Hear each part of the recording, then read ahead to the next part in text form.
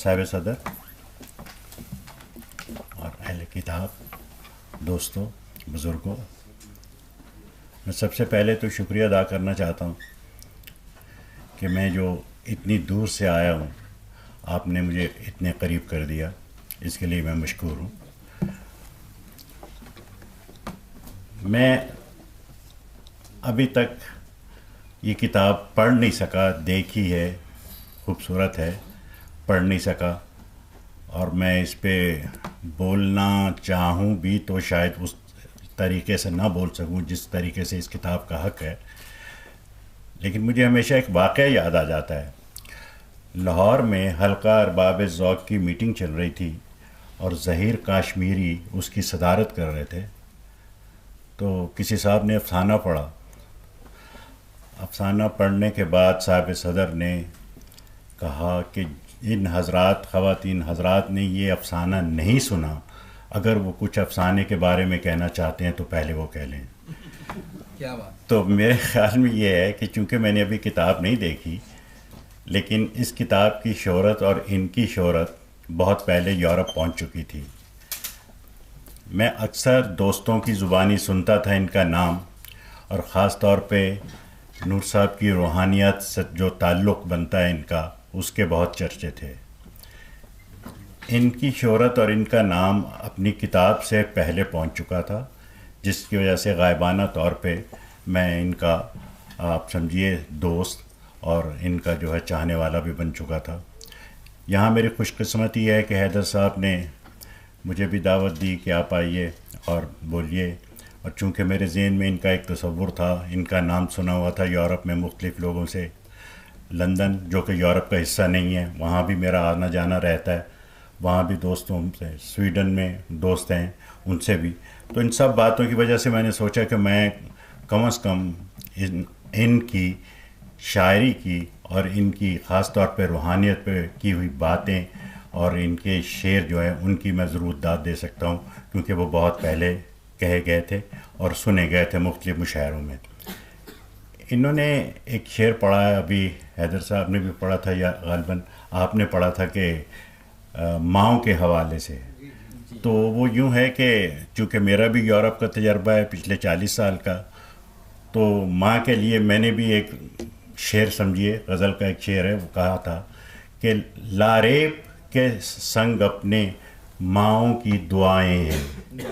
لاریب کے سنگ اپنے ماؤں کی دعائیں ہیں، یخ بستہ ہوائیں تو یخ بستہ ہوائیں ہیں۔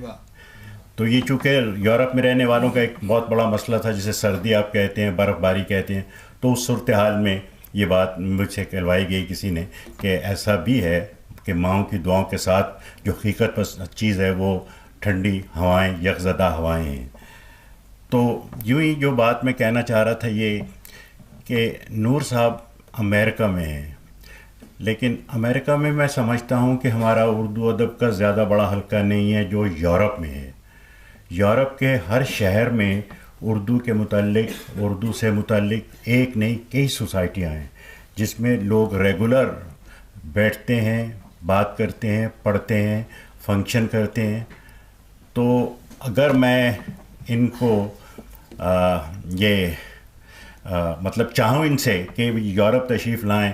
تو ہم ایک وہاں بھی فنکشن کرنے کے لیے بس احترام جو ہے کرنے کو تیار ہیں، کیونکہ یورپ کا اب یہ ہے، آپ کسی ایک ملک میں اتر جائیے اور 32 ملکوں میں بغیر کسی چیز کے روک ٹوک کے آپ جا سکتے ہیں، اور اگر ایسی صورت میں اگر آپ صبح کو آپ کا جرمنی میں پروگرام ہے تو شام کو یقیناً ہالینڈ میں بہت آسانی سے کیا جاتا ہے، اور اگلے دن صبح کو آپ بیلجیم میں وہ کر سکتے ہیں۔ تو وہاں جو سب دوست ہیں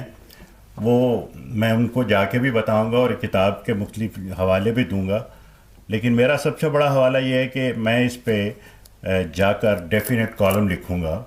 پڑھنے کے بعد میں کالم لکھوں گا، اور پھر میں اس میں یہ دعوت بھی دوں گا کہ آپ یہاں تشریف لائیے یورپ میں، تو لوگ آپ کی راہ دیکھیں گے۔ اس میں بھی جو ہے میں سمجھتا ہوں ان کی اور وہاں کے رہنے والے جو لکھنے پڑھنے والے لوگ ہیں ان کے لیے بھی بہت سی آسانیاں پیدا ہوں گی، اور یہ روحانیت کا جو سفر ہے یہ وہاں بھی بہت سے لوگ ایسے ہیں جو بڑی شدت سے طے کر رہے ہیں اور وہاں سوسائٹیاں بنی ہوئی ہیں اس حوالے سے بھی. تو باقی باتیں تو میرا خیال میں جو کہنا چاہوں گا اور کہوں گا وہ میرے کالم میں آپ بخوبی دیکھ پائیں گے. اور میں سمجھتا ہوں کہ میں آخر پہ رضا صاحب کو، اکیڈمی کو اور نور صاحب کو دل کی گہرائیوں سے دعا دے رہا ہوں، دعائیں دیتا ہوں، ان کو مبارکباد دیتے ہوں کہ وہ ایسے ہی آگے بڑھتے رہیں اور ہمارے لیے جو ہے ایسے موقع پیدا کرتے رہیں کہ تاکہ ہم بھی اپنے دل کی بات آپ تک پہنچا سکیں. شکریہ.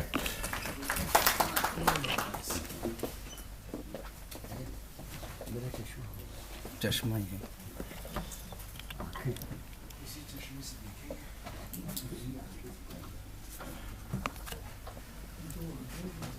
ہمارے مہمان شاعر، ادیب اور صحافی اسد مفتی صاحب اظہار خیال کر رہے تھے.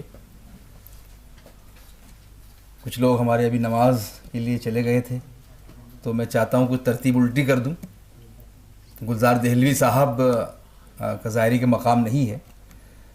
لیکن ان کی باتیں بہت اہم ہوتی ہیں. انہوں نے پوری دنیا کو دیکھا ہے اپنی آنکھوں سے. تقریباً 80-90 برس کا منظرنامہ ان کی آنکھوں میں قید ہے. امریکہ کو بھی دیکھا ہے اور نور امروہوی صاحب سے بھی ان کے جو مراسم رہے ہیں، اور اپنے چھوٹوں کے بارے میں جو ان کی رائے ہوتی ہے ان کی شاعری کے حوالے سے وہ بھی بہت اہمیت رکھتی ہے. تو میں چاہتا ہوں کہ میں